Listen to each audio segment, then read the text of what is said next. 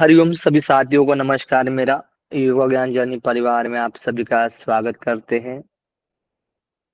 हम लोग प्रमुख उपनिषद में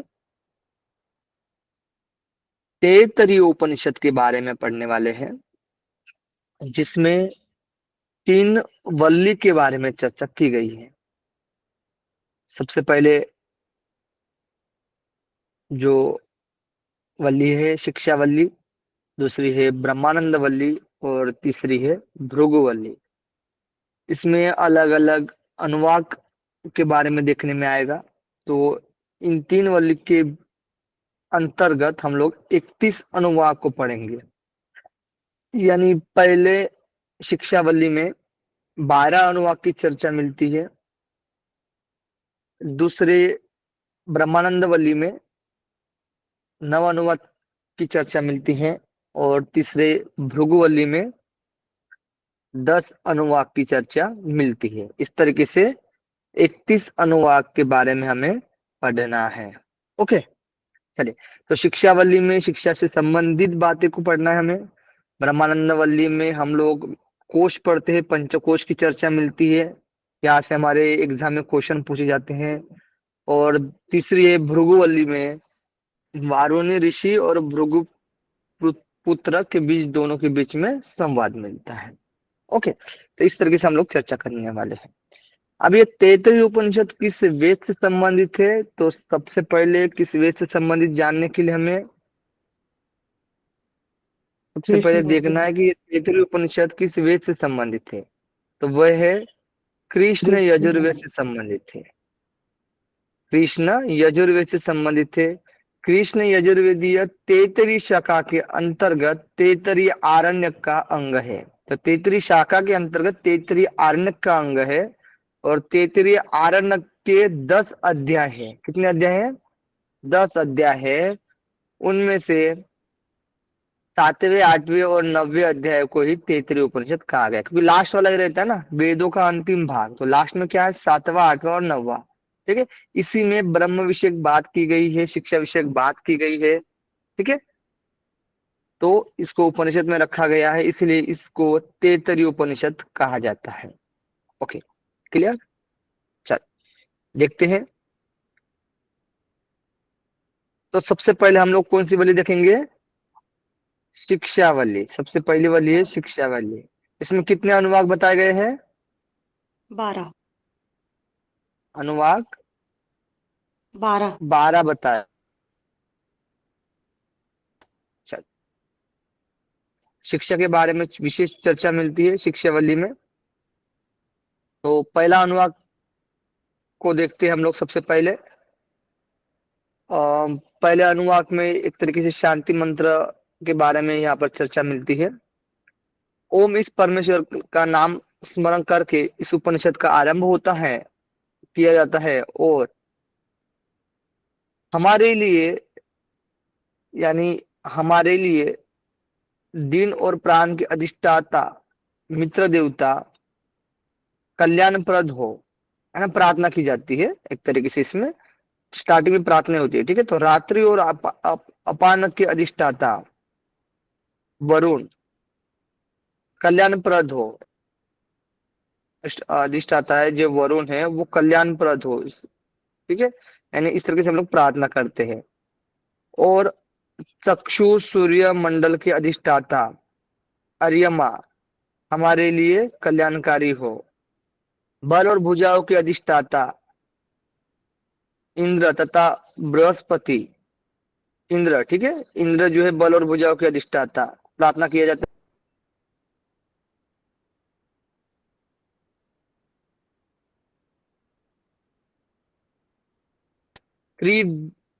विक्रम रूप से विशाल डोंगों वाले विष्णु जो पैरों के अधिष्ठाता है, हमारे लिए कल्याणकारी हो।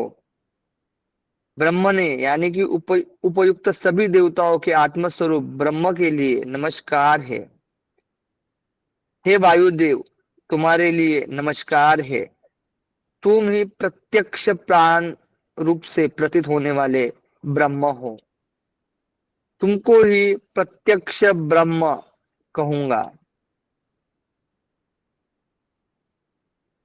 तुम रुत रुत के अधिष्ठाता हो, इसलिए मैं तुम्हें रुत नाम से पुकारूंगा। ठीक है, किसको किसकी बात चल रही है बताइए? वायु की। वायुदेव।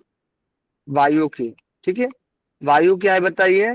वायु ही प्रत्यक्ष ब्रह्म है, प्रत्यक्ष ब्रह्म है, ब्रह्म है रुत नाम से, रुत नाम से के लिए ही पुकारूंगा।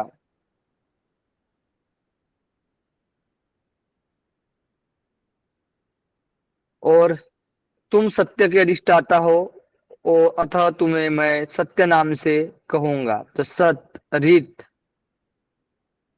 और वह सर्वशक्तिमान परमेश्वर मेरी रक्षा करे। वह वक्ता की अर्थात आचार्य की रक्षा करे, रक्षा को मेरी रक्षा करे, मेरे आचार्यों की।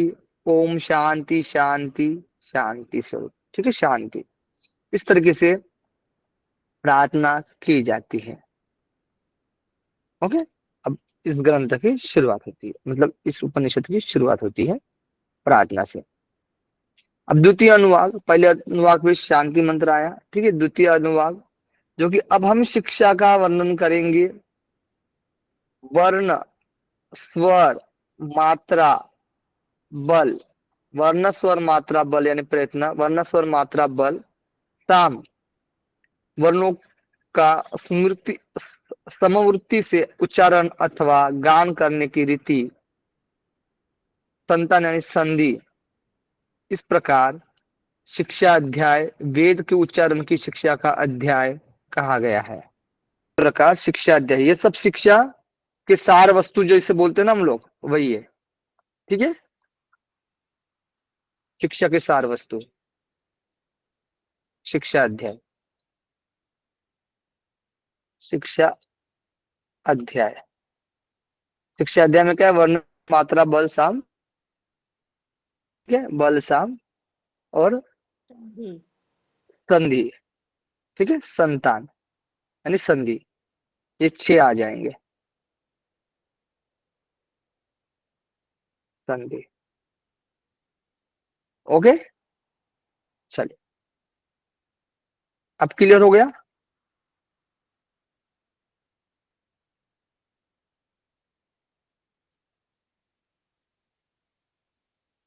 ओके, आगे देखते हैं। ये क्वेश्चन में आएगा आपके। ठीक है, आईएमपी मतलब लिख लिया, मतलब समझ लीजिए आईएमपी। अब देखिए तृतीय अनुवाक देखते हैं। तृतीय अनुवाक में कहा गया है, अब जो शिक्षा के सार वस्तु बता, शिक्षा अध्याय बताया गया है। अब इसमें बताया गया संधि कैसे काम होता है। देखिए संधि का, देखिए यहाँ पर कि कहा गया है कि हम आचार्य और शिष्य दोनों दोनों का एक साथ बढ़े, एक साथ ही हम दोनों का ब्रह्म तेज भी बढ़े। इस प्रकार शुभ अच्छा प्रकट करने के अनंतर यहाँ से हम लोकों के विषयों में, ज्योतियों के विषयों में, विद्या के विषयों में, अधिप्रजम यानी प्रजा के विषय में, अध्यात्म यानी शरीर के विषय में, पंचसु यानी 5 अधिकरणेषु स्थानों में, संहिताया यानी संहिता के उपनिषदम व्याख्यास्याम रहस्य का वर्णन करेंगे। इन सबको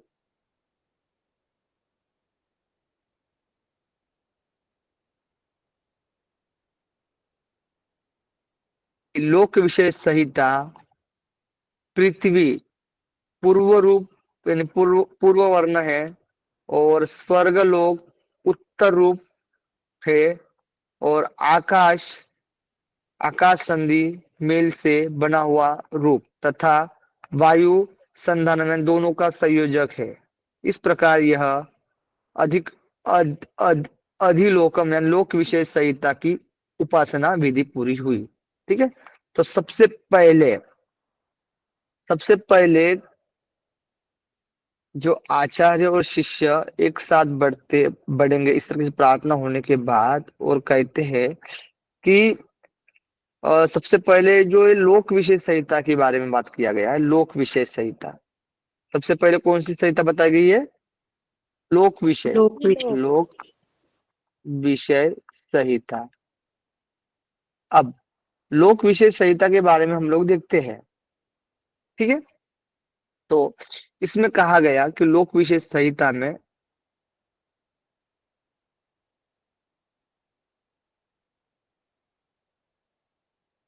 इसको किसको अध्यात्मम अधिप्रजम तान में संहिता यानी संहिता के उपनिषदम यानी व्याख्या साम रहस्य का वर्णन करेंगे, इन सबको महासंहिता कहते हैं, ठीक है। ये सब अधिज्योतिष, ठीक है, ब्रह्म तेज, अधिलोकम, ये सब के सब जो है अधिविद्यम, ठीक है, ये सब महासंहिता है। तो सबसे पहले हम लोक विषय संहिता देखते हैं। लोक विषय संहिता, तो सबसे पहले लोक विषय संहिता के बारे में बताते हैं। तो पृथ्वी पूर्व वर्ण और पूर्व पूर्व उत्तर, पूर्व और उत्तर, ठीक है। तो पूर्व क्या है बताइए? पूर्व क्या है? पूर्व में पूर्व रूप पूर्व वर्ण कौन है? पृथ्वी, पृथ्वी। और उत्तर, उत्तर रूप यानी उत्तर रूप में परवर्ण जो है वो क्या है? स्वर्ग लोक, स्वर्ग लोक, ठीक है, स्वर्ग लोक। अब आकाश संधि यानी मेल से बना हुआ, यानी आकाश संधि, इसमें से संधि क्या है बताइए? इन दोनों बने कैसे है बताइए आप? सीधी सीधी बात, ये बने कैसे है? देखिए, पूर्व यानी अभी यहाँ पर है, ठीक है, पूर्व। उत्तर यानी ऊपर वाला, ठीक है, उत्तर यानी ऊपर वाला। अब पूर्व और उत्तर के बीच में क्या आएगा? संधि आएगी। अब संधि के संधि में यानी संधि यानी जो जाइंट्स वाला जो भाग है उसमें क्या रहेगा? यानी दोनों को जोड़ने वाला कौन रहेगा बताइए? वायु। आकाश, आकाश रहेगा इन दोनों को, है ना, बीच में आकाश आएगा, ठीक है। इन दोनों को जोड़ने वाला कौन रहेगा? आकाश रहेगा, दोनों को संयोजक है, ठीक है। संधि मेल से बना हुआ यानी आकाश जो स्वर्गलोक उत्तर रूप है, और आकाश यानी आकाश इन संधि से मेल से बना हुआ है, यानी पृथ्वी और स्वर्ग से ये आकाश ही बना हुआ है। इन दोनों के दोनों से इन संधि जोड़ से आकाश ही बना है, ठीक है। अब आकाश बना हुआ है यानी मेल से आकाश बना हुआ है, तथा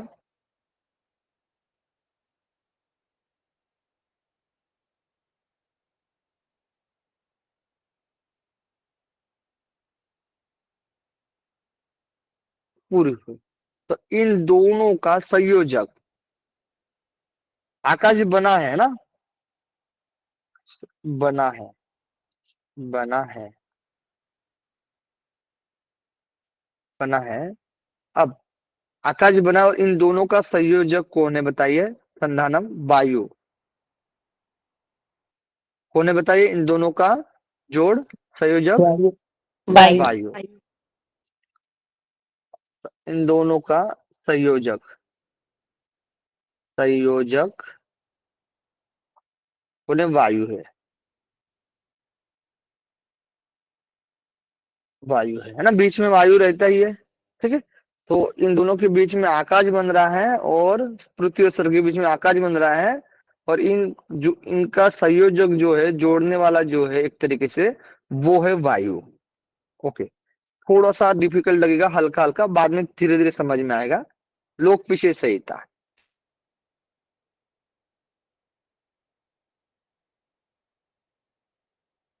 आगे देखते हैं हम लोग।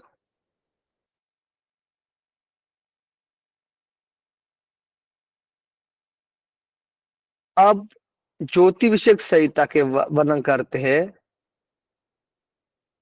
अब ज्योति विषय देखेंगे, ठीक है।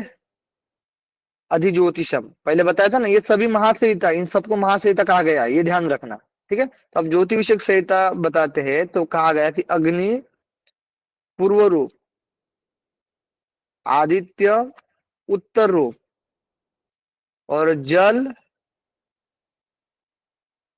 जल यानी आप, आपह संधि, यानी इन दोनों की संधि मिल से बना हुआ जल बना हुआ है, ठीक है। और बिजली इनका क्या है, संधानम, यानी कि जोड़ने का हेतु, कारण, ठीक है। यही ज्योति विषयक संहिता है। दूसरा हो गया। तीसरा देखिए, तीसरा क्या है, विद्या विषयक संहिता। आरंभ करते हैं। आचार्य गुरु, आचार्य यानी गुरु, ठीक है, पहला वर्ण, पूर्व पहला वर्ण, और अंत्यवास यानी समीप निवास करने वाला शिष्य, उत्तर रूप यानी दूसरा वर्ण, और विद्या दोनों को मिलने से उत्पन्न जो होती है वो विद्या होती है, संधि से मिला हुआ रूप, ठीक है। विद्या क्या है, दोनों के मिलने से उत्पन्न जो होती है वो विद्या होती है, और संधि में मिला हुआ रूप है, ठीक है, दोनों का मिला हुआ रूप विद्या है। और प्रवचन यानी गुरु द्वारा दिया हुआ उपदेश ही संधि का हेतु है। तो प्रवचन से ही क्या होते हैं, साथ में आते हैं ना, शिष्य और गुरु, बराबर है या नहीं है। यही विद्या विषयक संहिता है। मजा आएगा आप लोग को पढ़ने में। देखिए दूसरा बताइए, दूसरी कौन सी संहिता है ये बताइए मुझे। मैं आपको क्यों बार ज्योति बार पूछ रहा हूँ, क्योंकि कनेक्ट ज्योति करते जा रहा हूँ आप लोगों को बीच में, विषयक ठीक है। ज्योति। ज्योति ज्योति विषयक, ज्योति विषयक संहिता, संहिता। अब ज्योति विषयक संहिता में रूप पूर्व रूप और उत्तर रूप, उत्तर रूप, ठीक है। अब पूर्व रूप और उत्तर रूप और संधि, इन दोनों के संधि से क्या बना है ना। तो बताइए पूर्व रूप क्या है, बताइए सबसे पहले। अग्नि अग्नि। अग्नि। और ज्योति विषयक संहिता में उत्तर रूप क्या है, सूर्य। आदित्य आदित्य, आदित्य यानी सूर्य, ठीक है। इन दोनों से क्या बना है बताइए, जल जल। जल। जल। इन दोनों की संधि से मेल से बना हुआ जल है, ठीक है। इन दोनों से जल बना है। अब इन दोनों को यानी जोड़ने का हेतु, जोड़ने का हेतु, दोनों को जोड़ने का हेतु कौन है बताइए, विद्युत शक्ति बिजली। विद्युत शक्ति, विद्युत, ठीक है, विद्युत है। Very good. अब ये कौन सी हुई, दूसरी हुई ना। ज्योति विषयक संधि कौन सा हुआ, दूसरा, दूसरी हुई, दूसरी। दूसरा हुआ। यार तीसरा है विद्या विषयक। हाँ। अब तीसरी, तीसरी जो संहिता है वो है विद्या विषयक। ये विद्या विषयक में सबसे पहले पूर्व वर्ण और उत्तर वर्ण, यानी पूर्व रूप और उत्तर रूप। पूर्व रूप क्या है, गुरु। तो पूर्व रूप है गुरु, गुरु। और उत्तर रूप क्या है, शिष्य। शिष्य शिष्य। अब इन दोनों के मेल से, निसंधि, इन दोनों के संधि से क्या बनता है, विद्या। विद्या विद्या, विद्या, ठीक है। विद्या ही बनेगी ना, क्योंकि इन दोनों को मिलाने वाला कौन है, प्रवचन प्रवचन। प्रवचन। प्रवचन के द्वारा ही तो गुरु और शिष्य एक प्रवचन के माध्यम से आते, बराबर है, सही है या नहीं है। जी मतलब सर। पास में, जैसे गुरु से, जैसे बोला जाता है ना उपनिषद में भी, उपनिषद का अर्थ ही क्या है कि गुरु के समीप आकर उस ब्रह्म विद्या को ग्रहण करना। तो कहीं ना कहीं गुरु के द्वारा जो उपदेश दिया जाएगा तो इसलिए वो शिष्य आते हैं। अब शिष्य जब आते हैं, गुरु जब उपदेश देते हैं, प्रवचन जब देते हैं, तब क्या उत्पत्ति होती है, विद्या की उत्पत्ति होती है ना। जी ठीक है, अब क्लियर हो गया। Same sir. प्रोसेस सभी में आएगा। हाँ,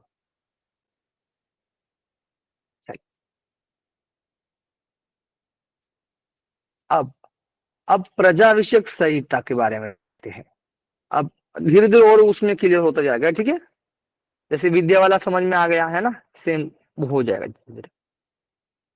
माता जो है वो पूर्व रूप, पिता जो है वो उत्तर रूप, और इन दोनों के मेल से उत्पन्न क्या होती है? प्रजा होती है ना, संतान होती है, ठीक है, प्रजा, यही संधि है।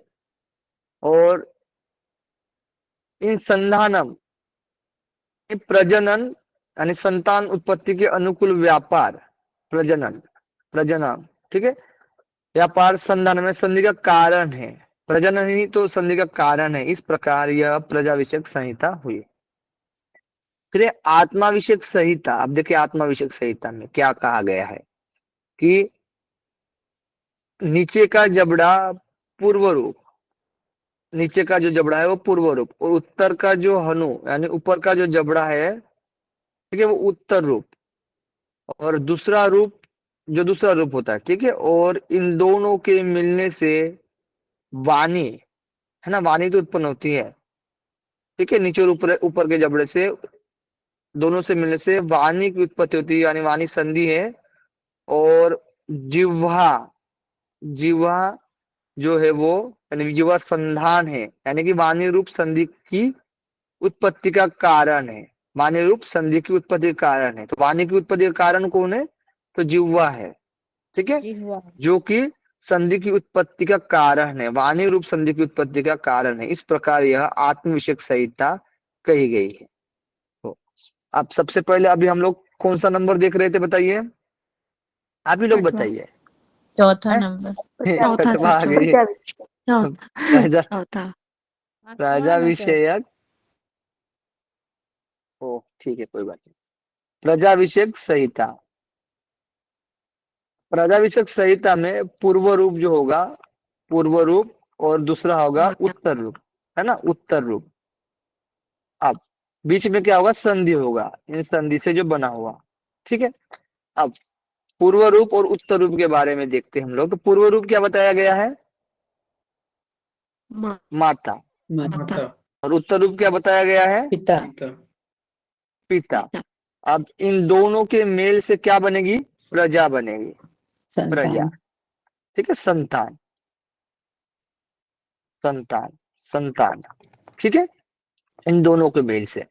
अब दोनों का संपर्क क्यों आ रहा है? जोड़ने का कारण कौन बन रहा है, यानी हेतु कौन बन रहा प्रजनन, है? प्रजनन प्रजनन, कर्म, प्रजनन क्रिया करना पड़ेगा ना, प्रजनन कर्म होना करना पड़ेगा ना, ठीक है, तभी तो वो प्रजा उत्पन्न होगी, ठीक है।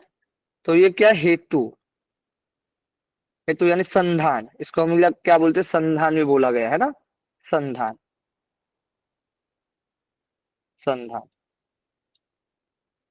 Okay, clear. अब ये समझ में आया। अब 5 नंबर कौन सी संहिता है? आत्म विषयक। आत्म विषयक, विषयक संहिता, संहिता। अब आत्म विषयक संहिता में पूर्व रूप, पूर्व, पूर्व रूप और उत्तर रूप, उत्तर रूप, इन दोनों को, दोनों से संधि, इन दोनों के यानी ज्वाइंट्स, ठीक है, इन दोनों के, दोनों से क्या उत्पत्ति होती है, किसकी उत्पत्ति होती है, ठीक है। तो पूर्व रूप क्या है पता बताइए पहले। नीचे का जबड़ा, नीचे नीचे का जबड़ा। का जबड़ा, जबड़ा। और उत्तर रूप? ऊपर का जबड़ा, ऊपर का जबड़ा। ऊपर का जबड़ा। इन दोनों से, इन दोनों की वाणी, संधि से क्या बनता है? वाणी निकलती है। लेकिन इन दोनों को, दोनों का जो हेतु है वो क्या है? जिह्वा, जिह्वा। तो जिह्वा ही क्या बनती है? वाणी निकलने का कारण बनती है, वाणी निकलने का कारण, है ना।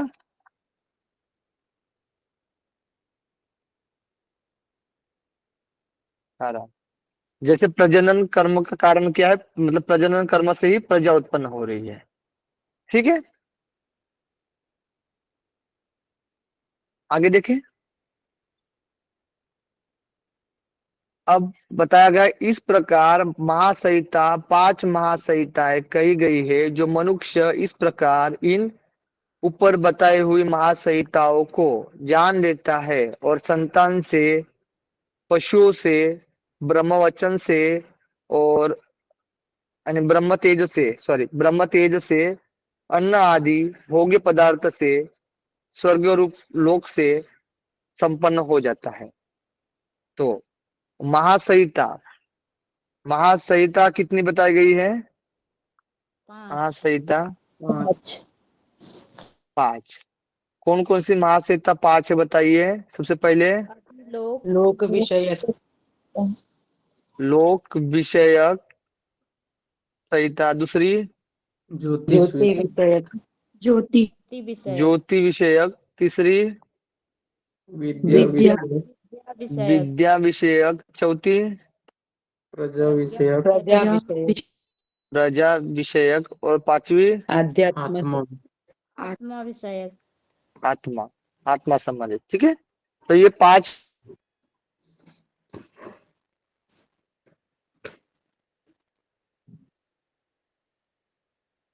संहिता को जानने के बाद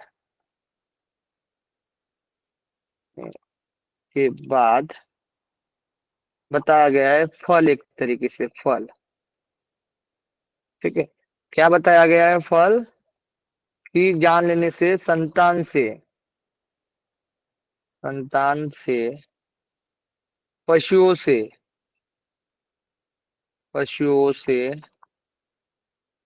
ब्रह्म तेज से, ब्रह्म तेज से अन्न आदि से, अन्न आदि भोग्य पदार्थ से। ठीक है, अन्य आदि भोग्य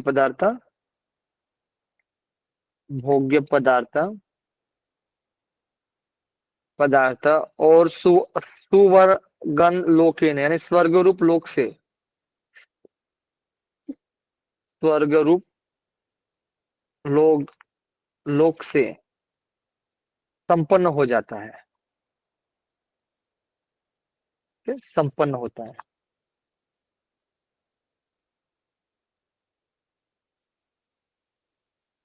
ओके, 1 2 3 4 5। ठीक है, इस तरीके से हम लोग देख रहे हैं, आप लोग का एक भी क्वेश्चन छूटेगा नहीं। Okay, clear? आगे देखिए अभी। अब चतुर्थ अनुभाग, ये तृतीय अनुभाग में बताया गया था महासंहिता, चतुर्थ अनुभाग जो वेदों में सर्वश्रेष्ठ है, सर्वरूप है, अमृत स्वरूप वेदों से प्रधान रूप में, वो ओमकार स्वरूप सबका स्वामी परमेश्वर धारणा युक्त बुद्धि से संपन्न करे। हे देव, मैं आपकी कृपा से अमृतमय परमात्मा को अपने हृदय में धारण करने वाला बन जाऊं। मेरा शरीर विषय फुर्तीला सब प्रकार से रोग रहित हो। मेरी जिह्वा अतिशय मधुमती यानी मधुभाषी हो। कानों द्वारा अधिक सुनता रहूं। हे प्रणव, तू लौकिक बुद्धि से ढकी हुई परमात्मा की निधि है। मेरे सुने हुए उपदेश की रक्षा कर। इस तरह से प्रार्थना किया जाता है चतुर्थ अनुवाक में।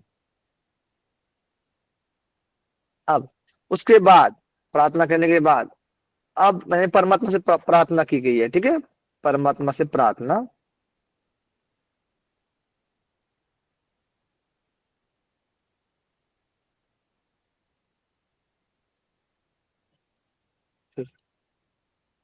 परमात्मा से प्रार्थना।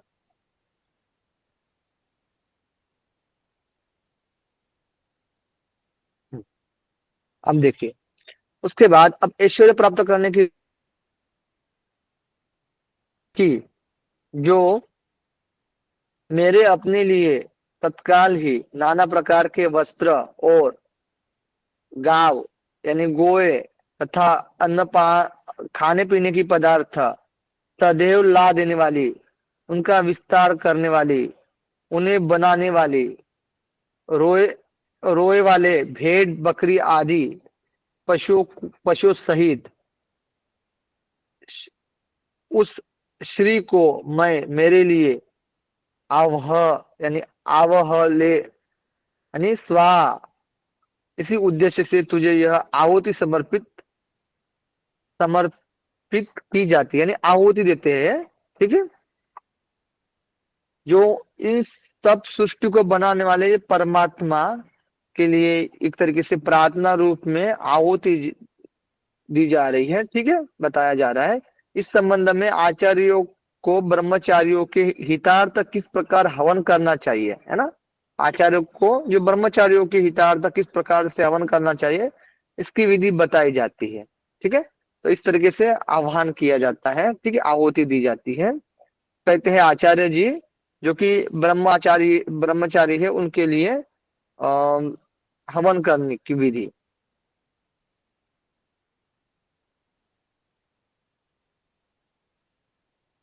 विधि किनके लिए बताइए? ब्रह्मचार्य के लिए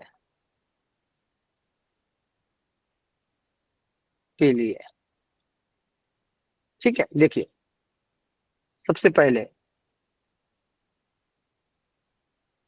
ब्रह्मचारी यानी स्वाहा ब्रह्मचारी लोग जैसे कि मेरे पास आए, स्वाहा, इस उद्देश्य से यह आहुति दी जाती है, यानी ब्रह्मचारी लोग मेरे पास आए, स्वाहा। ठीक है, ब्रह्मचारी लोग कपट शून्य हो, स्वाहा।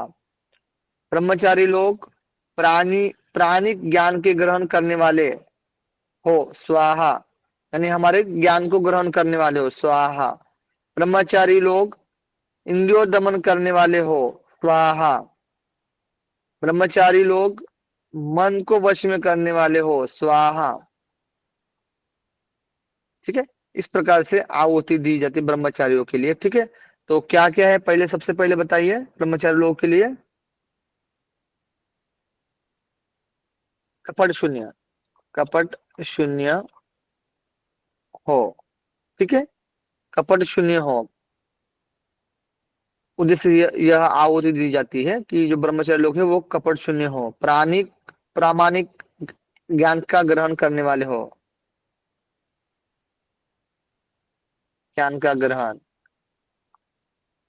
ग्रहण करने वाले हो, इंद्रियों का दमन करने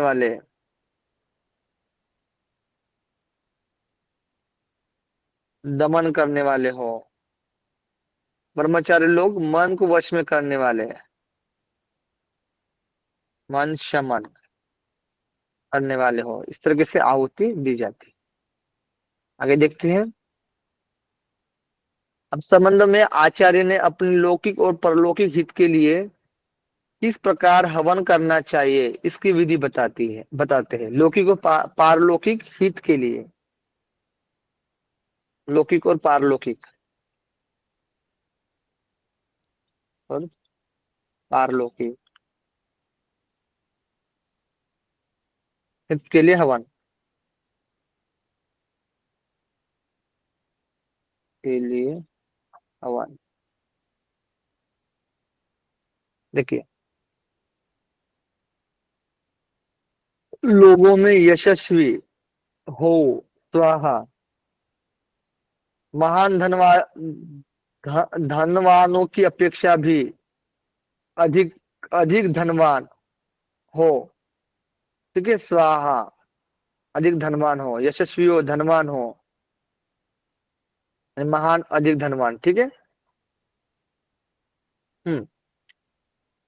हे भगवत, उस आप में प्रविशानी, मैं प्रविष्ट हो जाऊं, स्वाहा, है ना, परमात्मा में, भगवत में प्रविष्ट हो जाऊं, स्वाहा। माँ मुझ में प्रविष्ट हो जाए, स्वाहा, यानी आप मुझ में प्रविष्ट हो जाए, स्वाहा। हे भगवान, उस सहस्त्र शाखा यानी हजारों शाखा वाले आप में ध्यान द्वारा निमग्न होकर मैं अपने को विशुद्ध कर लूं, स्वाहा, यानी ध्यान के द्वारा विशुद्ध कर लूं, अपने को विशुद्ध कर लूं, स्वाहा। ठीक है, इस उद्देश्य से जिस प्रकार आप यानी नदी आदि जल निमस्तान होकर समुद्र में चले जाते हैं, है ना, समुद्र में चले जाते हैं।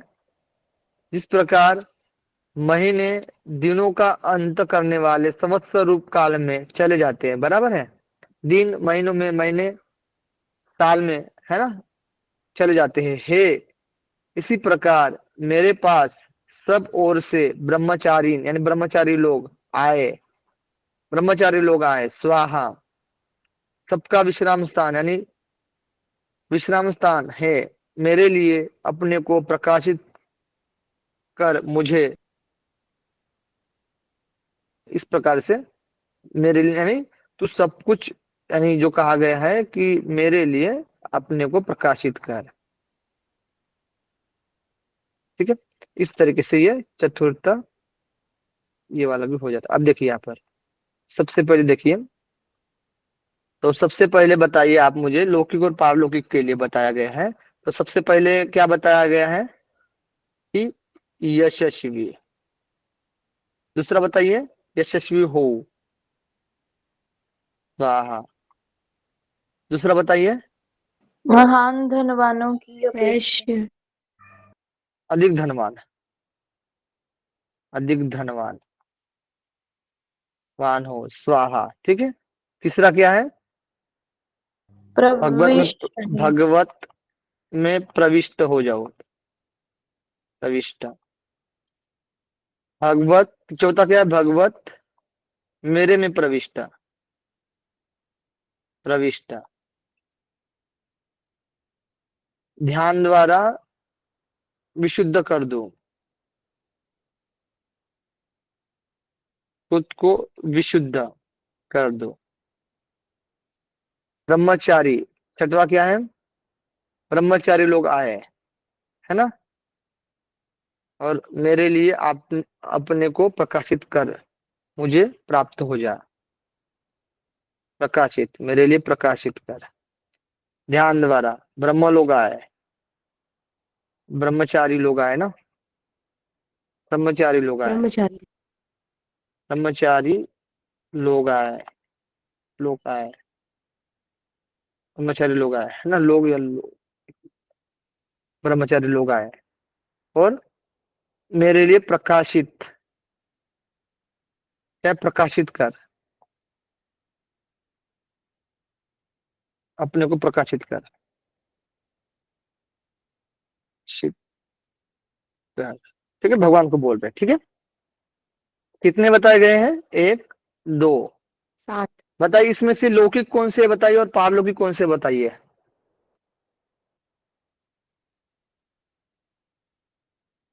बताइए, चलो यार। लौकिक यशस्वी है, अधिक धनवान है। लौकिक, ये हुए लौकिक, लौकिक फल, ठीक है, और ये हुए पारलौकिक, ठीक है, समझ में आ रहा है अब अच्छे से, पारलौकिक, ठीक है। आगे देखिए, अब पंचम अनुवाक, कम से कम ये कंप्लीट कर ले, बहुत है, एक वली एक दिन में लगेगा, ठीक है, टाइम लगेगा इसको इस तरीके से पढ़ना हो तो।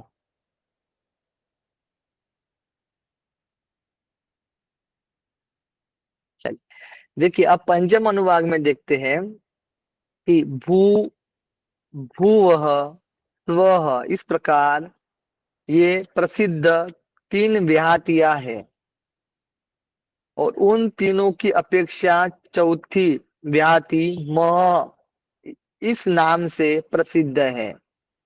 आईएमपी है ये, ठीक है, ध्यान रखना।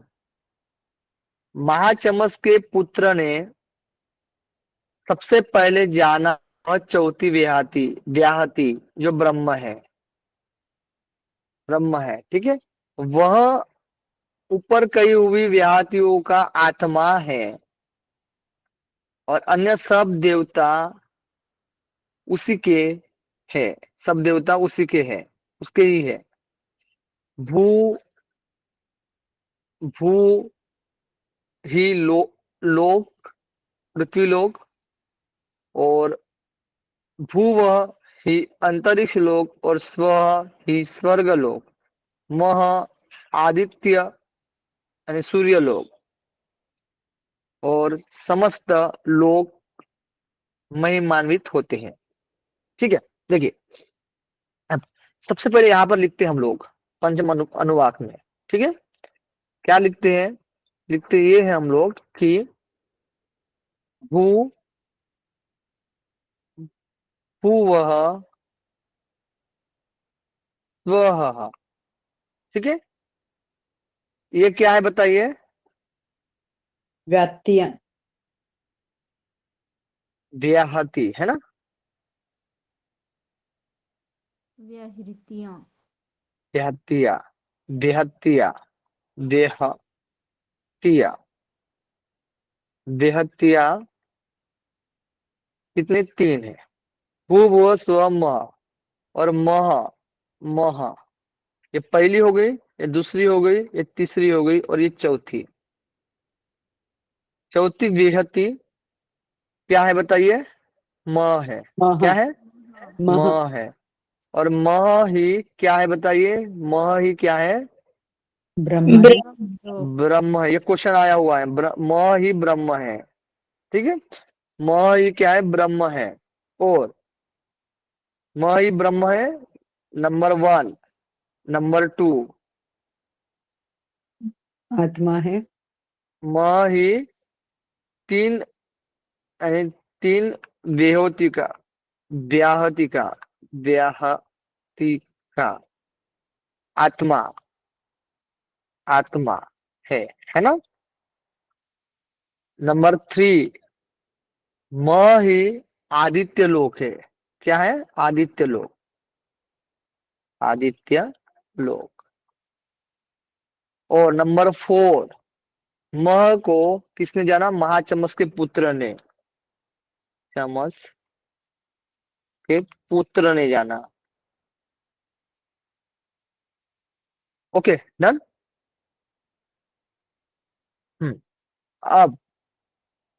अब यहाँ पर एक और पॉइंट लिख सकते हैं हम लोग, भूवः भूह भूवः और स्वः। तो भूह क्या है बताइए? भू क्या है? पृथ्वी। भू पृथ्वी लोक, पृथ्वी लोक। और भूवः क्या है बताइए? अंतरिक्ष। अंतरिक्ष लोक।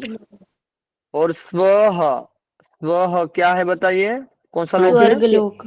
आदित्य या स्वर्गलोक।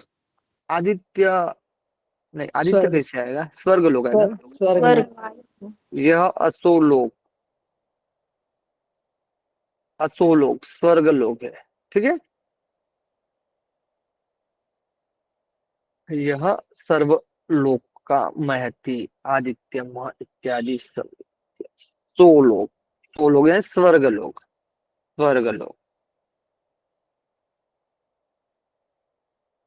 ठीक है, और मह आदित्य यानी सूर्य लोक है, सूर्य लोक है। और ही सर्व समस्त लोक का महिमान्वित होते हैं। ये सभी लोग इसी से आदित्य से ही महिमान्वित होते हैं। ठीक है, यानी इसीलिए बोला गया ना आत्मा है इनका। ठीक है, तो ये सब चलते हैं।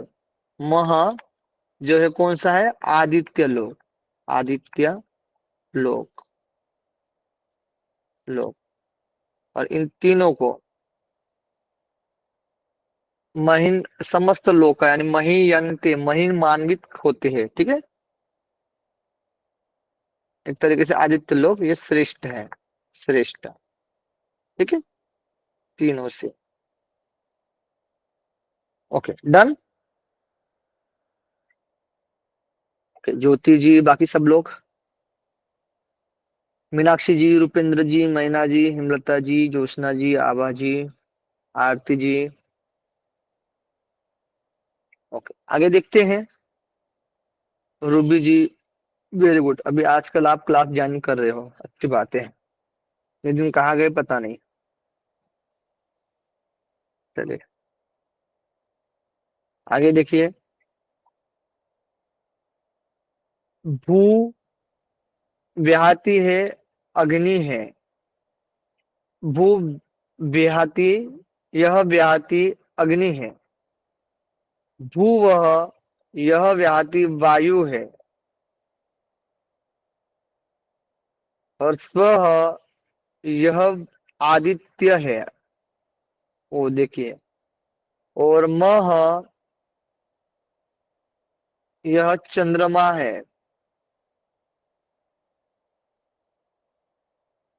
अग्नि है, ठीक है।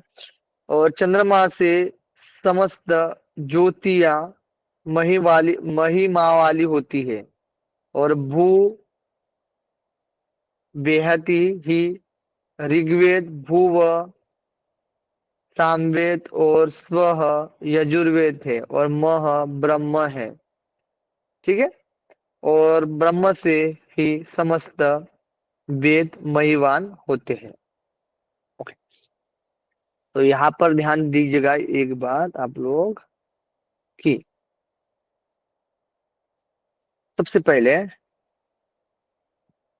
भू, भू, भूवः और स्वः और मह, मह। ये भू, भू क्या है बताइए?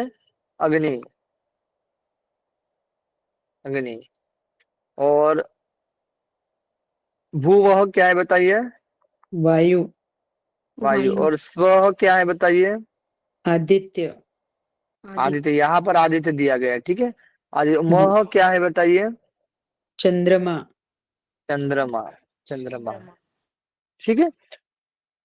और इस मह से मही वाली यानी ज्योतियां क्या होती है? ज्योतियां एक तरीके से निकलती है ना। यानी इस चंद्रमा से इस समस्त ज्योतियां महिमा वाली होती है। ज्योतियां,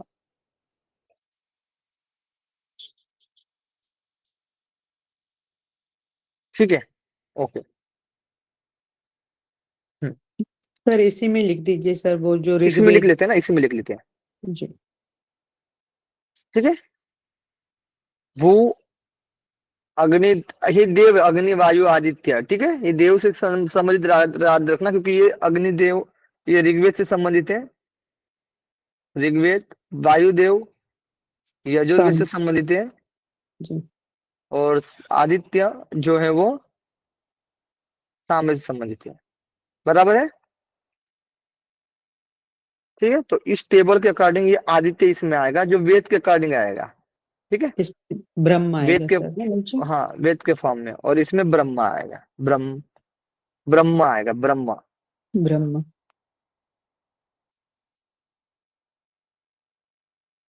ब्रह्मा, ठीक है। Okay, done. आगे देखें। अब ये आदित्य क्यों आया? मैंने बताया कि ये सामवेद से संबंधित देव है, ठीक है। जो ऋग्वेद से संबंधित देव अग्नि, यजुर्वेद से वायु और सामवेद से आदित्य, इस प्रकार से ये आदित्य आएगा स्व के लिए, ठीक है। और समस्त वेद महिमान होते हैं, यानी यदि इन तीनों से, ये तीनों वेद है और ये ब्रह्म है, ठीक है। तो इन्हीं से होगा ना, यही श्रेष्ठ रहेगा, ठीक है। ब्रह्म से ही ये निकले हुए हैं एक तरीके से, ठीक है।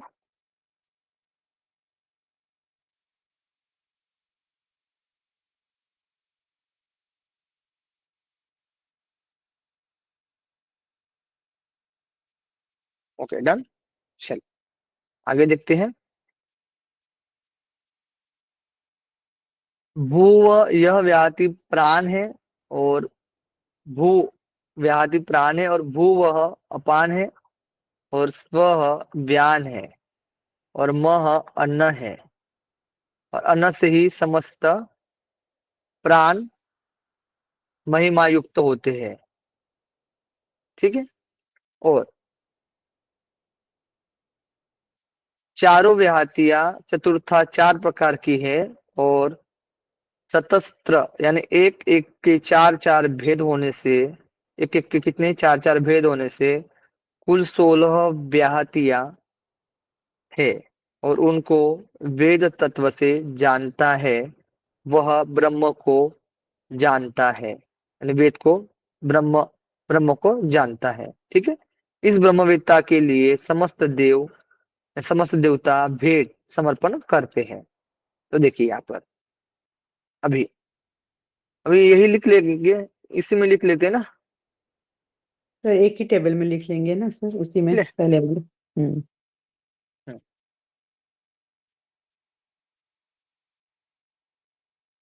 तो इसी से संबंधित भू में क्या बताया गया है? प्राण, प्राण। और भूव में अपान, पान, अपान। और स्व में व्यान, व्यान। और मह में अन्न,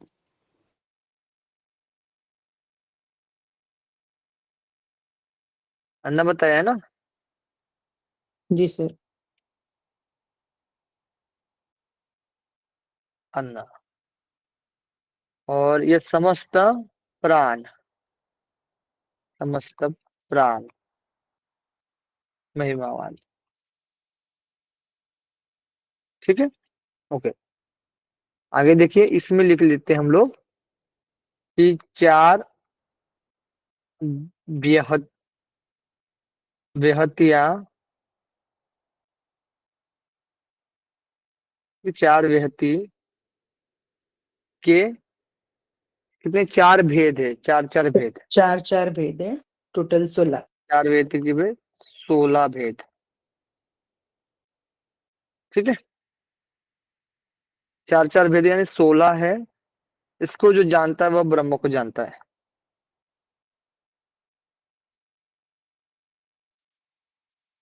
ब्रह्म को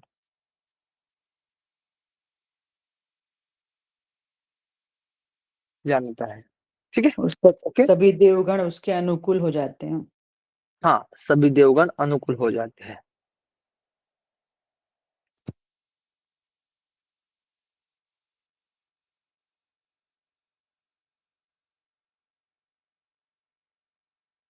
ठीक, चलिए आगे देखते हैं। अब षट अनुवाक। छठवां अनुवाक है कि वह पहले बताया हुआ जो यह हृदय के भीतर आकाश है, उसमें यह हिरण्यमय यानी विशुद्ध प्रकाश स्वरूप अमृत अविनाशी मनोमय पुरुष परमेश्वर रहता है। ठीक है, तो पहले जो बताया गया है कि हृदय में क्या है बताइए? आकाश है। और उस आकाश में कौन रहता है? हिरण्यमय। हिरण्यमय पुरुष। हिरण्यमय रहता है, और हिरण्यमय अमृत अविनाशी मनोमय पुरुष परमेश्वर रहता है। मनोमय पुरुष परमात्मा। ठीक है, मनोमय पुरुष परमेश्वर ईश्वर रहता है। ठीक है, ओके। आगे देखिए, अब दोनों अंतरेन तालु के, यानी दोनों तालुओं के बीच में जो, दोनों तालुओं के बीच में जो यह स्तन है, यानी स्तन के सदृश लटक रहा है, उसके भी भीतर जहाँ वह केशों का मूल स्थान यानी ब्रह्मरंध्र स्थित है, शीर्ष कपाल यानी सिर के दोनों कपाल को भेदन करके निकली हुई जो सुषुम्ना नाड़ी है, वह इंद्र योनि है। ठीक है, ध्यान रखना, सुषुम्ना नाड़ी को इंद्र योनि कहा गया है। यानी इंद्र की योनि। इंद्र पता है किसको कहा गया है? इंद्र, इदंद्र। गुप्त रूप से जानते जो है वो इंद्र। कल ही तो पढ़ा था सर इदेंद्र हमने, जो पहले सब पढ़ा। जान। कल ही पढ़ा था सर कल हमने। पढ़े ना सर, वो- परमात्मा वो- परमात्मा का नाम इधर था, हाँ, जिसको हम परमात्मा का इदेंद्र। नाम है जी इदंद्र। जी तो सर। इंद्र योनि वही परमात्मा की के लिए बोला गया है। ठीक है, इंद्र योनि। ठीक है, इसीलिए सुषुम्ना नाड़ी है वह इदंद्र योनि है, इंद्र योनि है, इंद्र योनि। ठीक है, परमात्मा प्राप्ति का द्वार है ना। और अंतकाल में, इसलिए उसको नाम दिया गया यहाँ पर। ठीक है, अंतकाल में साधक भू इस व्याधि के अग्नि में प्रतिष्ठित, और भू वह इस व्याधि के वायु देवताओं में स्थित होता है, और स्व इस व्याधि के आदित्य यानी सूर्य में स्थित होता है, उसके मह इस व्याहति के अर्थ स्वरूप ब्रह्म में स्थित होता है, स्थित हो जाता है। इस तरीके से वो जब वो क्या करता है, सुषुम्ना नाड़ी को इदंद्र योनि इस स्थान में, मतलब एक तरीके से इस स्थान को प्राप्त कर लेता है, उस परमात्मा प्राप्ति का द्वार को। ठीक है, तो वो इन इन जो व्याहति है, उन देवताओं में क्या हो जाता है, वो तीत हो जाता है साधक। ठीक है, समझ में आया, कोई दिक्कत? कल मीनाक्षी जी पूछ रही थी ना कि कहाँ पर स्थान है। हाँ हम्म जी। हाँ, तो अभी सर बता रहे वही स्थान है। दोनों तालों के बीच में जो हमारा जो लटकता हुआ मांस है ना, उसको जो हम लोग घंटिका बोलते हैं। तालुकाओं के बीच में, तालुकाओं के बीच में जो घंटिका है, घंटिका। ठीक है, पहले ये बात आ गई एक। ठीक है, अब देखिए घंटिका जो लटकता हुआ है, ठीक है, घंटिका, उसके भीतर जहां वह केशों का मूल स्थान है, यानी ब्रह्मरंध्र स्थित है। जो केशों का जो मूल स्थान, जो चुट्टी वाला जो होता है ना, ठीक है, केशों का जो मूल स्थान है यानी ब्रह्मरंध्र, ब्रह्मरंध्र, ब्रह्मरंध्र स्थित है, जहां वह उसके भी भीतर बताया गया है, यानी अंदर से जो जा रहा है। ठीक है, तालु के, अब ये ऊपर दिख रहा है आपको, लेकिन वो तो उधर ही जा रहे हैं ना, अंदर से। समझ में आ रहा है या नहीं आ रहा है? तालुकों के बीच में जो घंटिका है, उसके अंदर से आप जाएंगे, उसको 10वां द्वार भी बोला गया है, वहां से जाओगे आप तो ऊपर में जो केशों का जो मूल स्थान है, ऊपर वाला जो मूल स्थान है, ठीक है, वहां तक ब्रह्मरंध्र। ठीक है, तो वहां पर उसके भीतर यानी ब्रह्मरंध्र में स्थित सिर के दोनों कपालों को भेदन करके निकली हुई जो सुषुम्ना नाड़ी है, तो सुषुम्ना नाड़ी है। ठीक है, सुषुम्ना नाड़ी, तो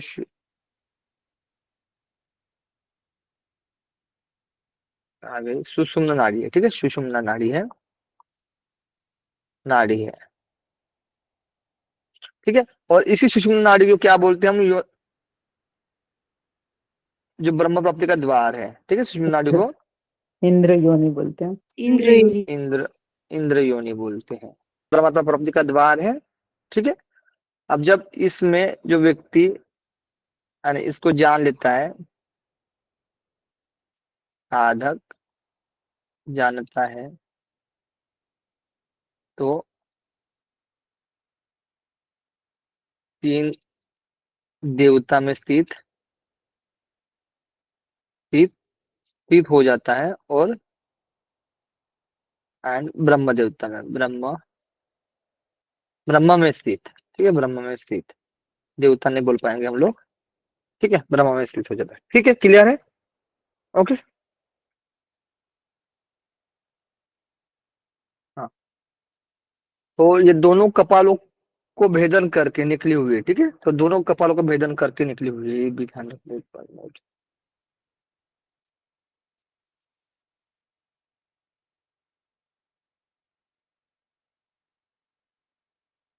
करके। ठीक है, आगे देखते हैं। अब देखिए, वह स्वराज्यों को प्राप्त कर लेता है, स्वराज्यों को प्राप्त कर लेता है, मन के स्वामी को पा लेता है, वाणी का स्वामी हो जाता है, नेत्रों का स्वामी हो जाता है, कानों का स्वामी हो जाता है, विज्ञान का स्वामी हो जाता है। उस पहले बताए हुए साधक ने, यानी यह फल होता है। ठीक है,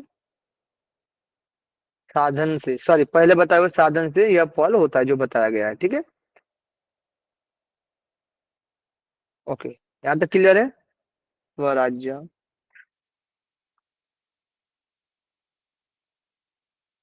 साधक जो है वो स्वराज्य को प्राप्त कर लेता है, स्वराज स्वराज्य को प्राप्त कर लेता है,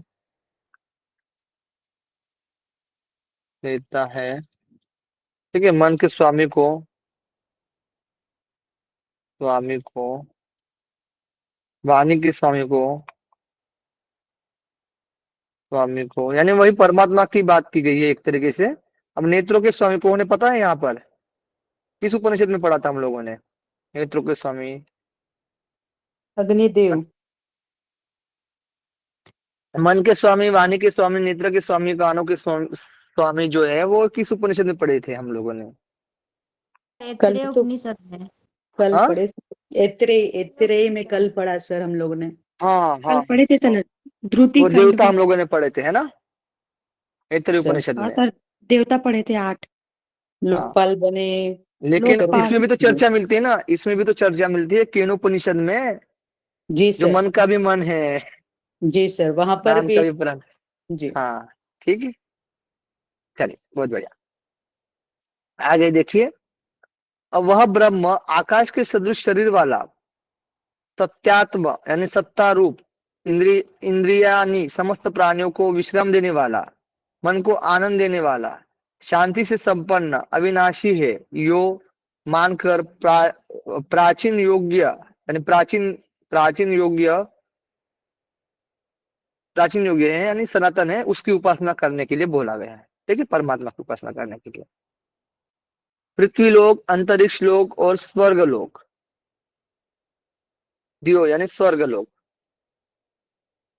दिशाएं दिशाएं और अवान्तर दिशाएं यानी उपदिशाएं, जो बीच वाले जो होते हैं, है ना, दिशाओं के बीच के कोण, यह 5 लोकों की पंक्ति है।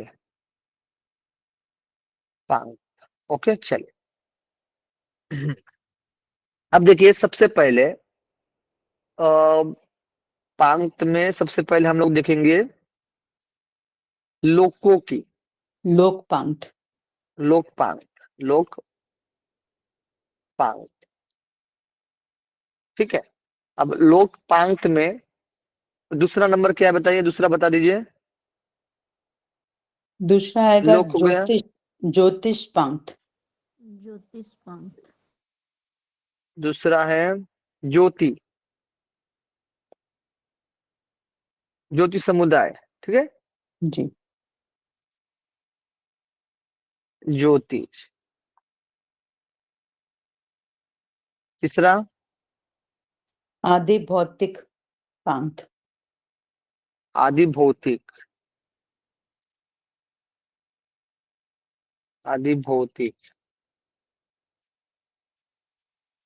चौथा आध्यात्मिक।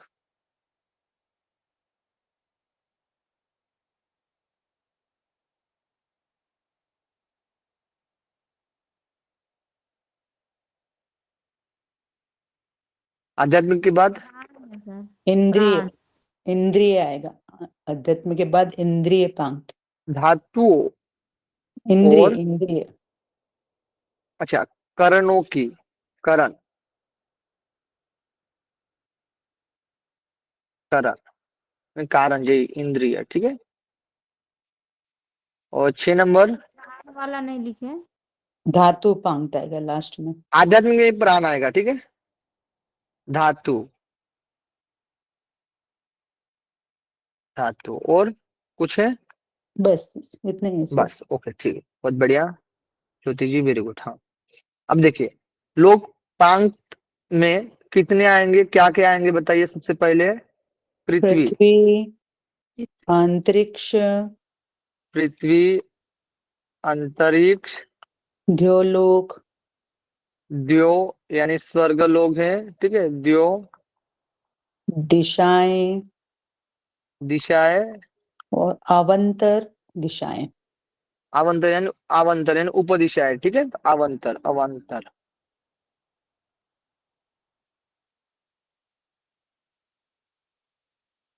दिशाएं, ठीक है। ज्योति में बताइए, अग्नि, अग्नि, दूसरा वायु, वायु, वायु, आदित्य, तीसरा आदित्य, आदित्य, चौथा चंद्रमा चंद्रमा, पांचवा और सभी नक्षत्र, नक्षत्र, नक्षत्र। ओके, समस्त नक्षत्र। आदि भौतिक में बताइए। उसमें आ जाएंगे हमारे जल, औषधि, जल, औषधि, वनस्पति,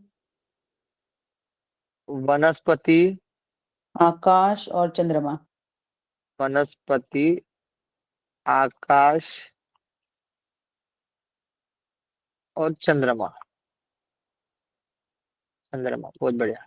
आध्यात्मिक में बताइए। सर आकाश और आत्मा आएगा सर, है ना? आकाश फिर आत्मा है लिखा, देखिए मैंने आकाश देखा नहीं आत्मा। था।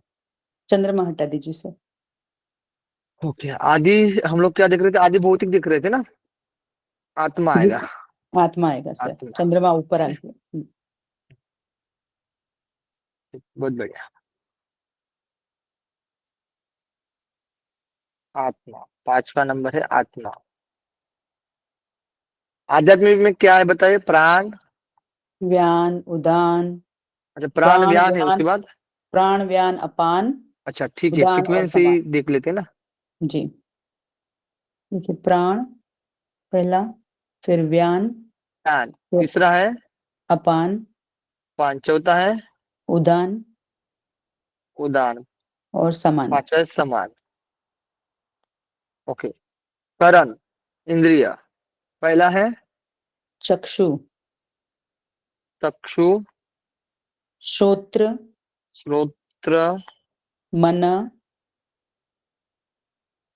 तीसरा है मन, मन है, मन, जी, मन, वाक और त्वक। मन, वाक और त्वक। मन हो गया, वाक और त्वक।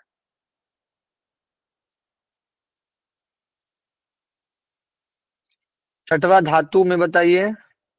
पहला चर्म आएगा, चर्म, चर्म, मांस, मांस, एक मिनट, चर्म कैसे आ गया इसमें? एक मिनट देख लेते हैं। चमड़ी आएगा ना सर, चमड़ी, अच्छा ओके, मांस, चर्म, हाँ, मांस, चर्म, मांस, नाड़ी, नाड़ी, हड्डी हड्डी, और मज्जा। मज्जा। ओके, और एक मिनट, अस्थि हो गई, मज्जा हो गया, वचा, और यह चर्म, चमड़ी। ठीक है, चलिए, ओके ठीक है, क्लियर। लोक पांक्त में पृथ्वी, अंतरिक्ष, द्यो दिशाएं और उपदिशाएं यानी अवान्तर दिशाएं। ज्योति पांक्त में अग्नि, वायु, आदित्य, चंद्रमा और नक्षत्र। आदि भौतिक पांक्त में जल, औषधि, वनस्पति, आकाश और आत्मा। आध्यात्मिक पांक्त में प्राण, व्यान, अपान, उदान, समान।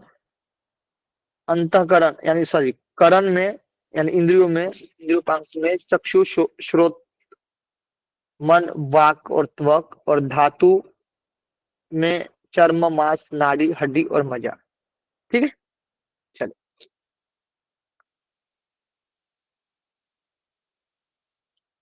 अष्टम अनुवाक। सर और एक बार बोलिए ना, स्क्रीन दिखाई नहीं दे रहा, गड़बड़ हो रहा है सर।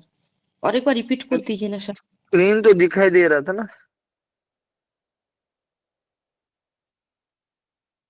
लिख लिया हमने, बता दिया लिखते समय भी तो। देखिए सर देख, और अंतःकरण थोड़ा बोलिए सर। करण जो है वो, हेतु जो है वो चक्षु, श्रुत, मन, वाक और त्वक।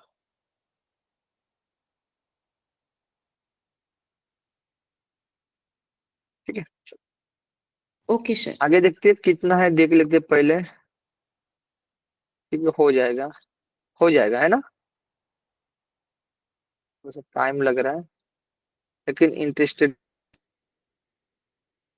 चले, ओम यह ब्रह्म है और ओम इदम यानी यह प्रत्यक्ष दिखाई देने वाला समस्त जगत है। ओम इस प्रकार का यह अक्षर ही निस्संदेह अनुमोदन है। अष्टम अनुवाक में बताया गया है। यह बात प्रसिद्ध है कि इसके सिवा आचार्य, हे आचार्य मुझे सुनाइए, योग कहने पर ओम कहकर उपदेश सुनाते हैं। ओम बहुत अच्छा। इस प्रकार साम गायक विद्वान सामवेद इन मंत्रों को गाते हैं और ओम शोम कहकर ही शास्त्रों को अर्थात मंत्रों को पढ़ते हैं। ओम इति योग कहकर अध्वर्यु नामक ऋत्विक प्रतिगर मंत्र का उच्चारण करता है। ओम योग कहकर ब्रह्मा चौथा ऋत्विक जो प्रसूति अनुमति देता है, और ओम इति यह कहकर अग्निहोत्रम यानी अनुजाना जानाति अग्निहोत्र करने की आज्ञा देता है।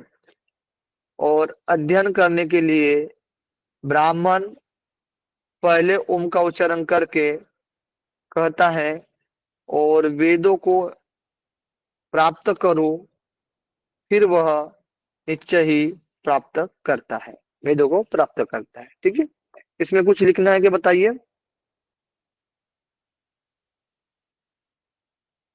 सर सब ओमकार का ही बताया, कुछ उतना आवश्यक नहीं है लिखने का सर। सर शॉर्ट में एक बार बस 1-2 लाइन में बता दो कि क्या लिखा है। वही कि ओम में सब बताया गया है। जैसे स्टार्टिंग जो कोई भी अनुवाद भी हो रहा है ना, जैसे आप देख रहे हो तो प्रार्थना के लिए हो रहा है ना। तो ओमकार की एक तरह से प्रार्थना कही गई, ओम ही ब्रह्म कहा गया है और ओम ही ये जो प्रत्यक्ष जगत है, प्रत्यक्ष जगत कहा गया है। ठीक है, जो प्रत्यक्ष जगत दिखता है वही ओम कहा गया है। और ओम अक्षर को आचार्य को पूछा जाता है मतलब सुनने के लिए, तो उपदेश देते हैं कि ओम इस प्रकार देकर सामगायक जो है वो यानी सामवेद के गाते हैं वे ओम शोम यो कहते हैं। सामवेद वाले जो गाते हैं सामवेद, जो ओम का उच्चारण जो करते हैं ना, तो वो कहते हैं ओम शोम कहते हैं, ओम शोम। सामवेद गायक, साम गायक, साम गायक, ओम शोम। ठीक है, अध्वर्यु। ठीक है, अध्वर्यु जो मंत्रों को पढ़ते हैं, इसको मंत्र को जो पढ़ते हैं उसको अध्वर्यु कहते हैं। यथा योग्य सदाचार का पालन और शास्त्र पढ़ना भी, यह सब अवश्य करना चाहिए। सत्य भाषण, वेदों को पढ़ाना भी, तपश्चर्या और वेदों को पढ़ना और पढ़ाना भी, दम इंद्रियों का दमन और वेदों को पढ़ना और पढ़ाना भी, मन का निग्रह सेम चीज, अग्नियों का चयन सेम, अग्निहोत्र, स्वाध्याय प्रवचन, अतिथि सेवा, लौकिक व्यवहार, गर्भाधान संस्कार रूप कर्म और स्वाध्याय प्रवचन, प्रजन शास्त्र विधि के अनुसार स्त्री सहवास और स्वाध्याय प्रवचन, ये तो हो गया। कुटुंबक वृद्धि का कर्म,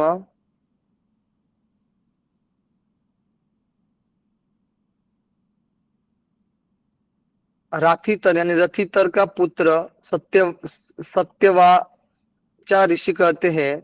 रथितर का पुत्र जो है सत्यवचा ऋषि कहते हैं कि तप ही सर्वश्रेष्ठ है।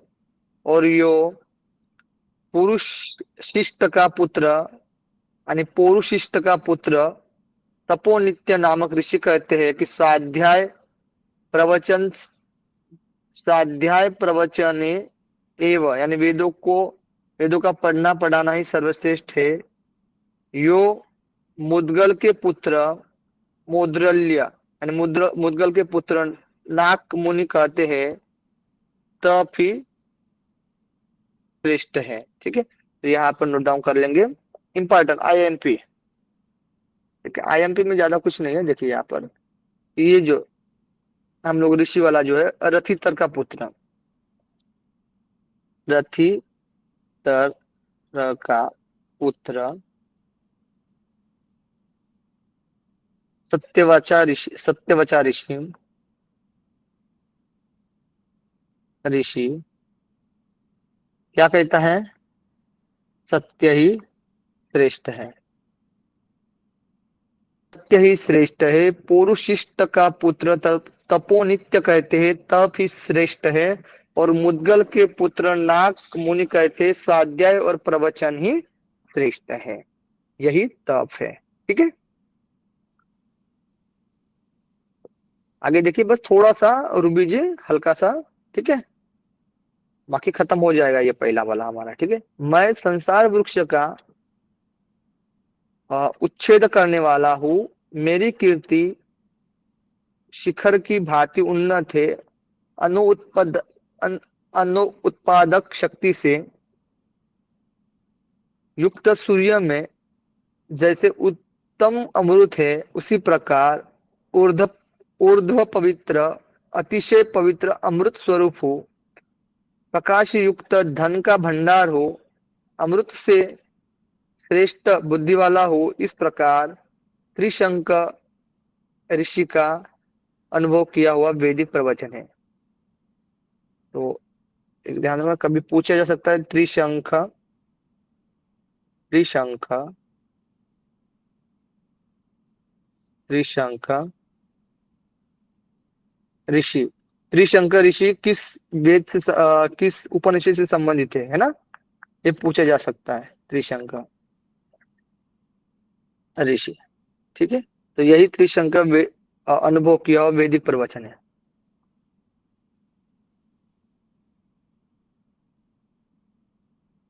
हुआ वैदिक प्रवचन वचन, यानी कि उन्होंने खुद उस परमात्मा का साक्षात्कार किया और उनको अनुभव हुआ कि ये सब कुछ तो मैं हूं करके, इस तरीके से।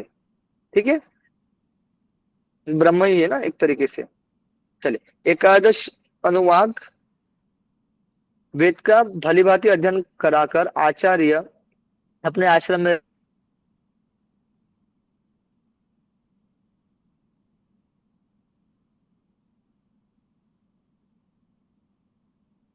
यानी धर्म का आचरण और स्वाध्याय करो। प्रमद यानी प्रमाद कभी नहीं करना चाहिए।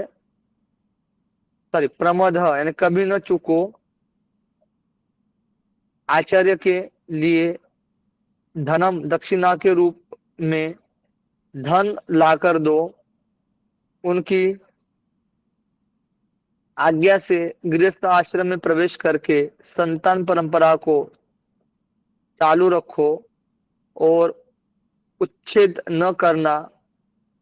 तुमको सत्य से कभी नहीं डिगना चाहिए, धर्म से कभी नहीं मतलब डिगना चाहिए, शुभ कर्मों से कभी नहीं मतलब एक तरह विचलित होना चाहिए, उन्नति के साधनों से कभी नहीं चुकना, स्वाध्याय प्रवचनाभ्यास वेदों को पढ़ने और पढ़ाने में कभी भूल नहीं करनी चाहिए, देव कार्य से पितृ कार्य से कभी नहीं चुकना चाहिए। ठीक है, तो आचार्य जी कहते हैं, आचार्य शिष्य को कहते हैं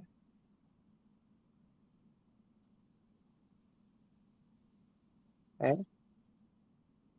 ठीक है, क्या करने के लिए? पहला सत्य, सत्यम दूसरा वद, सत्य, धर्म धर्म स्वाध्याय, का आचरण, और तीसरा स्वाध्याय स्वाध्याय। ठीक है,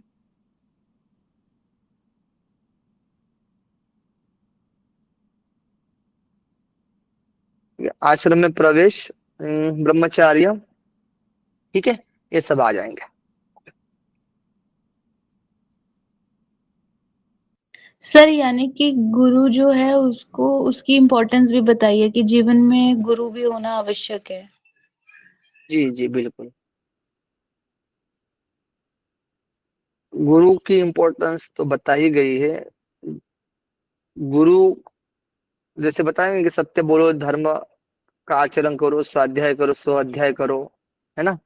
और बाकी जो आश्रम में प्रवेश, यानी जो ब्रह्मचार्य, गृहस्थ, वानप्रस्थ और सन्यासी है आश्रम, ठीक है, उस तरीके से उसमें शुभ कर्म करो। और कभी भी सत्य से मतलब सत्य का पालन करते रहना है, कभी भी डगमगाना नहीं है, ठीक है। इसी तरीके से धर्म में भी, स्वाध्याय में भी कभी भी चूकना नहीं चाहिए, और वेद पढ़ने या फिर पढ़ाने में भी कभी भी गलती नहीं करना चाहिए, एक तरीके से। जी सर, यहाँ ठीक। पर जो गुरुकुल में जाते हैं शिष्य पढ़ने के लिए, तो वहां पर जब वेद का अध्ययन कराते हैं, उसके अलावा एक्स्ट्रा ज्ञान दे रहे हैं कि ये भी करना है। अब वे उनकी शिक्षा पूरी हो चुकी है, जैसे अभी हमारा ग्रेजुएशन हो गया है तो कॉन्वोकेशन होता है, उस तरह से अभी ये जो गुरु है वो शिष्य को बता रहे हैं कि भाई इसके अलावा आपको ये भी कार्य करना है। यानी खाली आपको वेद अध्ययन नहीं करना, आपको सत्यम वद, धर्मम चरा, ये सारे श्रद्धादेयम, अश्रद्धादेयम, ये सारी चीजें उनको सिखाकर भेज रहे हैं। जैसे हम अपनी बिल्कुल। बेटी को विदा करते हैं तो किस तरह से पूरा ज्ञान देते हैं कि वहां अच्छे से ये कार्य करना, वो करना, तो यहाँ गुरु भी वही फर्ज निभा रहे हैं। तो शिष्य को बता रहे हैं कि आपको ये वेद अध्ययन के अलावा ये काम भी आपको करना है, कि कोई बहुत अतिथि बड़ा, आए गुड, तो उनको वेरी गुड। अच्छे हाँ से बोलिए। आपको उनका। जी सर।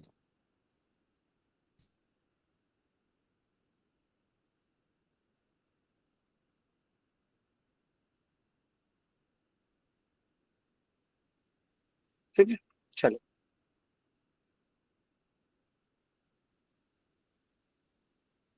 ठीक है। क्योंकि यहाँ पर बोला गया ना, जब ब्रह्मचार्य का पालन करने के बाद जब आप क्या जाते हैं, इसमें जाते हैं ना आश्रम, गृहस्थ आश्रम में।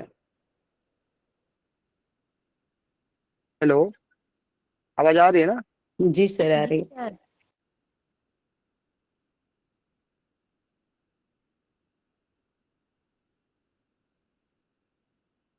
आवाज आ रही थी सर, आपकी चली गई। ठीक है, ठीक है, गुड। चलिए आगे देखते हैं। मैं तो ऐसे ही लिख रहा था, आप ही का सुन रहा था। ठीक है, ठीक है, बहुत नहीं बढ़िया सर, आपने बताया। क्योंकि वो सर शिक्षावल्ली चल रही है ना, तो यहाँ पूरी शिक्षा है दी है हाँ, ना। जी। जी जी, बिल्कुल, वेरी गुड। ठीक है, बहुत बढ़िया। ठीक है, तो वही शिक्षा के बारे में विद्यार्थी को बताते हैं।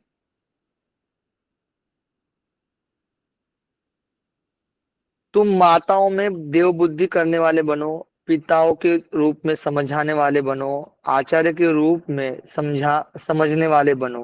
बताइए, कितनी अच्छी बात बताई है। अतिथि को देवतुल्य समझने वाले हो। निर्दोष कर्म है, उन्हीं का तुम्हें सेवन करना चाहिए। निर्दोष कर्म, ठीक है, निर्दोष कर्म उन्हीं का सेवन करना चाहिए। दूसरे कर्मों का आचरण नहीं करना चाहिए, यानी यहाँ पर निष्काम कर्म की बात की गई है। ठीक है, कर्म मतलब अब यहाँ पर एक तरीके से नैतिक गुण के बारे में आचार्य जी शिष्य को कहते हैं। ठीक है, नैतिक गुण का पालन के बारे में। हमारे आचरणों में भी जो जो अच्छे आचरण है उनका ही तुमको सेवन करना चाहिए, दूसरों का कभी नहीं करे। जो कोई भी हमसे श्रेष्ठ यानी गुरुजन एवं ब्राह्मण, उनको तुम्हें आसन दान आदि के द्वारा सेवा करके विश्राम देना चाहिए। ठीक है, यानी जो भी हमारे मतलब हमसे बड़े हैं, एक तरीके से बड़े का मतलब ये है कि जो श्रेष्ठ है, ज्ञान में श्रेष्ठ हो सकते हैं गुरुजन, ठीक है, वो यानी एक तरीके से नैतिक गुण वाले जो संपन्न व्यक्ति होते हैं, वो उनको क्या करना है, आसन दान देना है, दान या फिर श्रद्धा पूर्वक उनकी सेवा करनी है। ठीक है, आर्थिक स्थिति के अनुसार दान भी दे सकते हैं। देखिए यहाँ पर बढ़िया महत्वपूर्ण बात बताई गई, श्रद्धा पूर्वक दान देना चाहिए, बिना श्रद्धा के नहीं देना चाहिए। श्रद्धा नहीं है तो, है ना, आर्थिक स्थिति के अनुसार देना चाहिए, और लज्जा से देना चाहिए, भय से भी देना चाहिए, और जो कुछ भी दिया जाए वह सब विवेक पूर्वक देना चाहिए।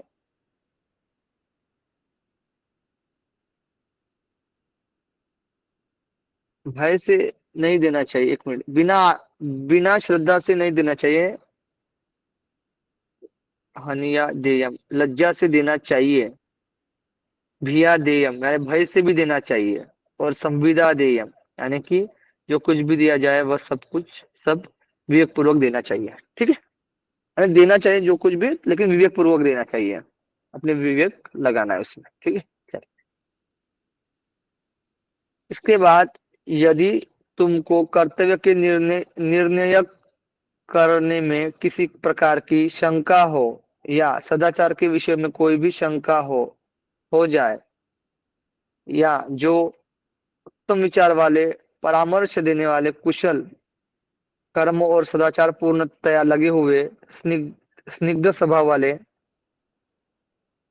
एकमात्र धर्म के ही अभिलाषा ब्राह्मण हो, तो वे जिस प्रकार उस कर्म आचरण के क्षेत्र में बर्ताव करते हो, उस कर्म आचरण के क्षेत्र में वैसे ही तुमको भी बर्ताव करना चाहिए। यदि समझिए ब्राह्मण हो, कैसे व्यवहार कर रहा है ना, उस व्यवहार के अनुसार, उस आचरण के अनुसार आप व्यवहार करना चाहिए एक तरीके से। ठीक है, मतलब ऐसा नहीं कि कोई मतलब सही आचरण नहीं कर रहा है और उसका आप पालन करते जाओ, है ना, उसकी बात मान जाओ, नहीं नहीं ऐसा नहीं है। ठीक है, किसी दोस्त से लांछित मनुष्यों के साथ बर्ताव करने में यानी संदेह उत्पन्न हो जाए तो भी जो वहां उत्तम विचार वाले, परामर्श देने वाले, कुशल, सब प्रकार से यथा योग्य सत्कर्म सदाचार में भली भांति लगे हुए, रूखेपन से रहित, धर्म के अभिलाषी ब्राह्मण यानी विद्वान हो, तो वे जिस प्रकार उनके साथ बर्ताव करे, उनके साथ वैसा ही तुमको भी बर्ताव करना चाहिए। ठीक है, आदेश आज्ञा ही यानी आदेश यह शास्त्र की आज्ञा है, उपदेश यही गुरुजनों का अपने शिष्यों और पुत्रों के लिए उपदेश है, और यही वेदोपनिषद यानी वेदांत का रहस्य है, और यही अनुशासनम यानी परमात्मागत शिक्षा है। इसी प्रकार तुमको अनुष्ठान करना चाहिए, इसी प्रकार यह अनुष्ठान करना चाहिए। यहाँ पर एक अच्छी बात बताई गई है, एक लिख सकते हैं हम लोग, क्या बताया गया है? आदेश, है ना, आदेश, आदेश के लिए क्या बोला गया है?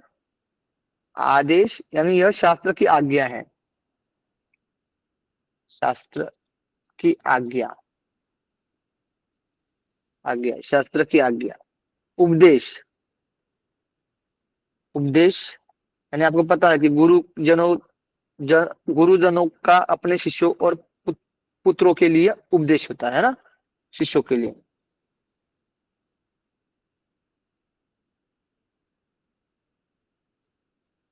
और वेद उपनिषद वेदांत का रहस्य है, यही जो है वेदांत का रहस्य है, वेद उपनिषद वेदांतों का रहस्य है, यही परंपरागत शिक्षा है।